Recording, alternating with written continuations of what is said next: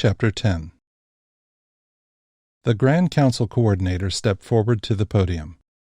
Lord Eobach Aramin and Lord Crelon Telendor had just finished speaking to the Grand Council about the proposal to build an immense starship that would ferry more than 1,000 crew members to a planet called Eden.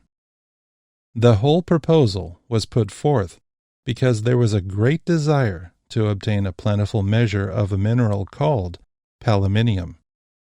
The anti-gravity abilities of the mineral made it a highly desired commodity, and so this mission was put forth to get a supply of it.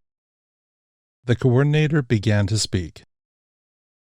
Council members, it is now time to call for a vote on Proposal 143112-342, also known as the Eden Project. A minimum of 75% of the Council must vote in favor of the proposal for it to pass. I now call on all members to register their vote for or against Proposal 143112-342. Each council member leaned forward to his table and registered his vote. A little-known fact is that while the Grand Council chambers are built in the shape of an amphitheater, the circular chamber also has a balcony area just above the rearmost set of rows of seats. This 5-row balcony follows the circular shape of the room, and those who choose to do so can reserve a seat to personally observe the council proceedings. Many times, classes from local schools will reserve a complete section for their students to learn firsthand about how their government works. Today, though, the balcony was filled with dignitaries and influential people from all of Galimar. It was also filled with some others who carried with them a deeply ingrained grudge.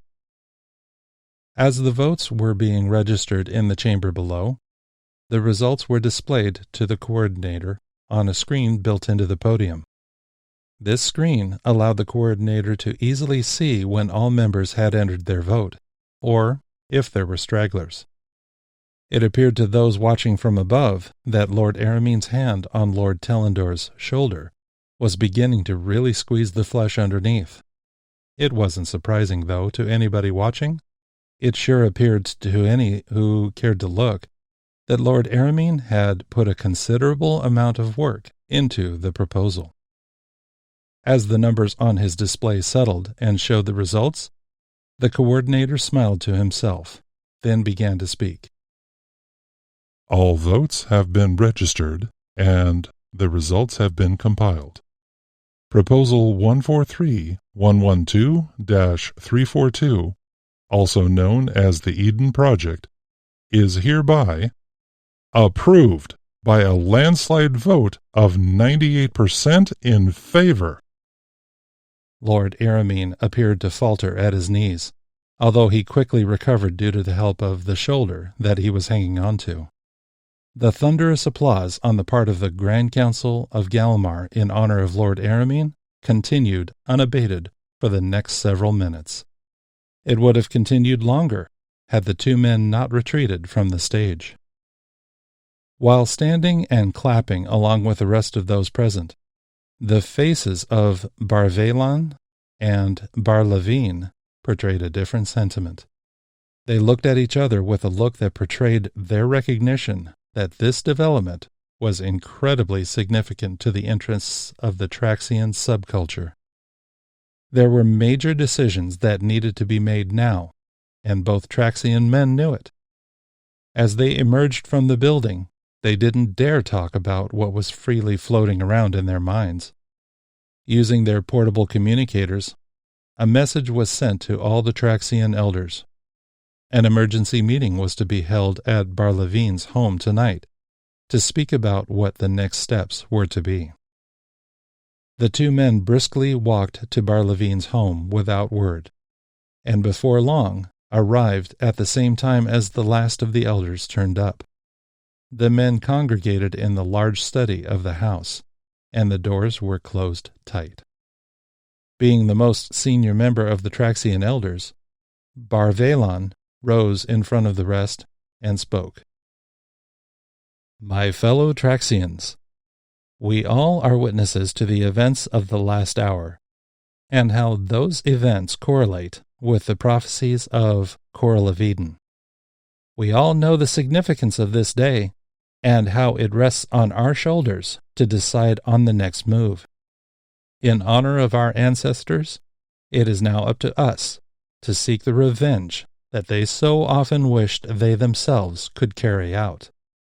I now open up to the group to ask for opinions on what the next step should be. Hands were raised.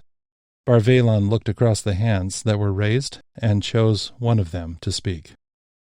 Bar Ocano. Bar Ocano stood and turned to the group. I agree with Bar-Valon in the opinion that these are momentous times.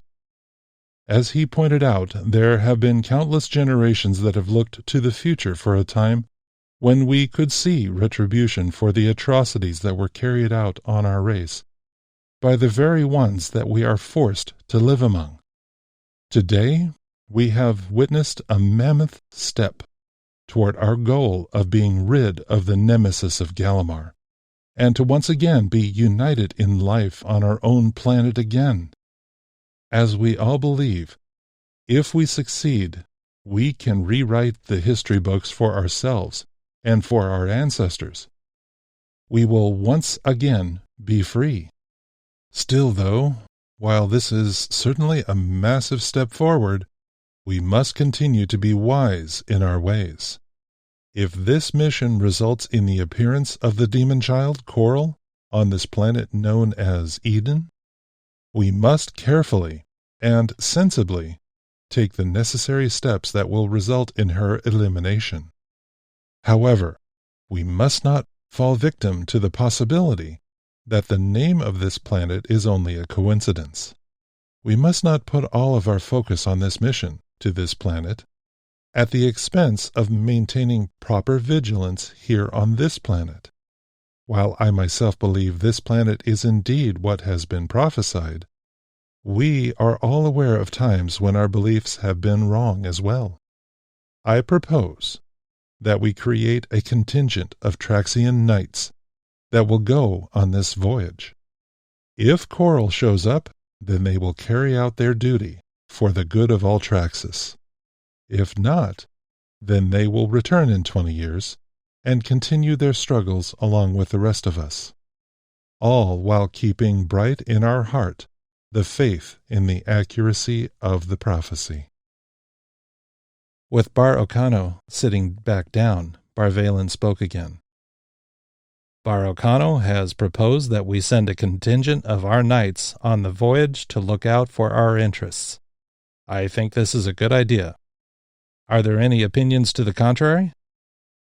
Each in the room looked to each other, and it was quickly apparent that all shared Bar-Valon's opinion. Are there any who would like to propose a different approach? None of those present came forward. At this time, I would like to call for a showing of hands of all those who agree that we shall send a contingent of our knights on this voyage. An overwhelming majority raised their hands. Are there any who wish to disagree? None raised their hands, although there were some who had chosen to abstain from voting. So be it.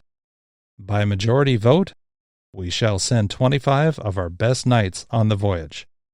Tomorrow morning, they will be instructed to sign up for the voyage as crew members. May the light of Traxus be ever upon them. All responded, So be it. Hey, fellow Galimarians, this is Dan Adrian, and I just wanted to say thank you for listening to my book.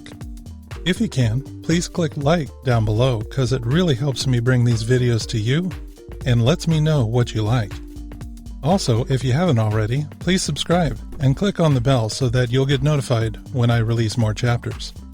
If you have any questions about this or any other of my books, or if you want to know more about what it takes to write a novel like this one, please make sure you leave your question in the comments below.